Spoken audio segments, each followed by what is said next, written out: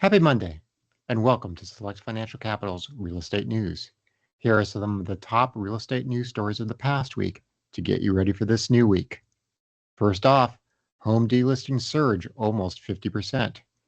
Delistings jumped 47% nationally in May from a year earlier, in a sign that sellers would increasingly rather wait than negotiate. This is according to Realtor.com's Economic Research's team's latest monthly housing trends report. Year-to-date, delistings are up 35% from the same period in 2024. The increase is partly due to the overall expansion in active inventory, which was up 28% in June from a year earlier. New listed homes increased 8.8% from a year ago, but remained flat over the past 2 months. However, delistings are outpacing new listings, with 13 homes delisted in May for every 100 homes hitting the market.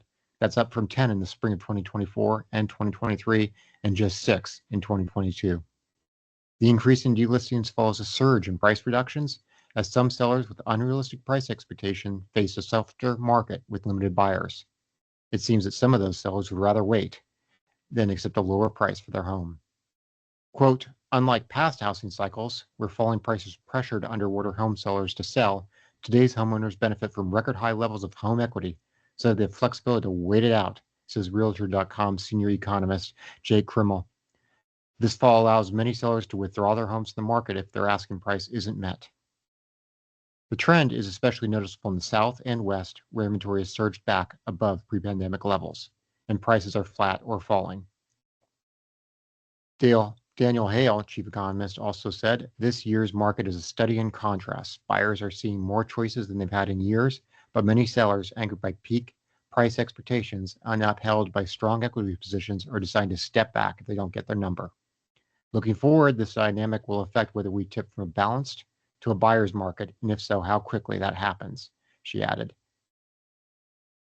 Moving forward to our next story, housing unaffordability is increasing the number of renters.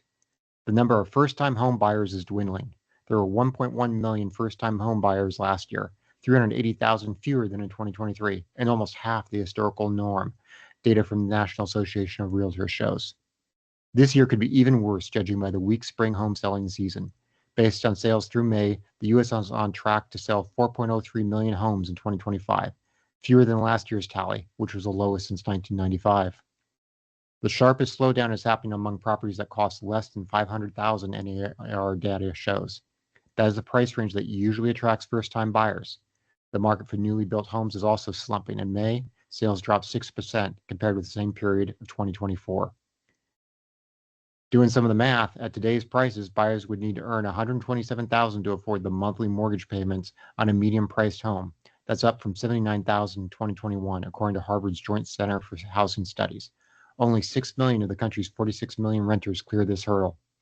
And a fresh obstacle to homeownership is emerging. Credit scores recently took a hit after a pause in reporting student loan delinquencies to credit agencies ended. The flip side of sluggish demand from first-time home buyers is a rapidly swelling population of tenants. In a bullish sign for landlords, the number of renter households in the U.S. has reached a record 46 million. At least 1.2 million of these households could be trapped renters, people who would like to buy based on the above-average renter household formation seen over the past 3 years, but cannot.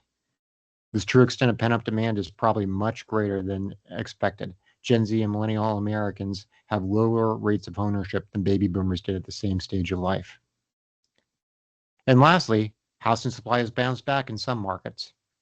It's not a buyer's market yet for house hunters, but the available inventory in some cities has jumped even higher than pre-pandemic levels, according to one report. Nationwide, the number of houses for sale is still lower than pre-pandemic averages, but Realtor.com's May housing report showed that inventory levels rose for the 19th straight month and were more than 30% higher than the same period last year. In places like Seattle, Dallas, and Austin, Texas, the number of homes for sale is more than 50% higher than pre-pandemic levels. Inventory in Denver is double what it was before COVID. 22 of the top 50 metro areas now have more inventory than did in 2019, the report showed. Realtor.com chief economist Danielle Hale said it showed that inventory levels were beginning to realign after several years of unaffordable conditions. Quote, in some areas, affordability concerns have also slowed buyer demand, giving the market room to breathe and contributing to gains in the number of homes for sale. In general, we're seeing strong inventory rebounds in metros that have built more in the last 6 years. Although inventory levels are improving, She added, there is still a 4.6-month supply of housing available nationwide, and that's below the level of 6 months that generally defines a buyer's market. The gains in inventory are the byproduct of a housing market that has been too expensive for most Americans to afford. With few houses to choose from, homebuyers have been facing higher prices as sellers are able to charge more amid competition among buyers. Meanwhile, high mortgage rates are keeping other potential home buyers on the sideline. All of this has led to an inventory pileup in some areas as more houses sit on the market for longer. It's also helped spur home builders to construct more houses to meet their demand. Thanks for joining me for the news roundup of last week's news heading into this week. If you want to, you can visit selectfincap.com, reach out to us to get on our free newsletter, and give us a thumbs up. Let us know any comments and subscribe if you haven't to our YouTube channel. Thanks a lot.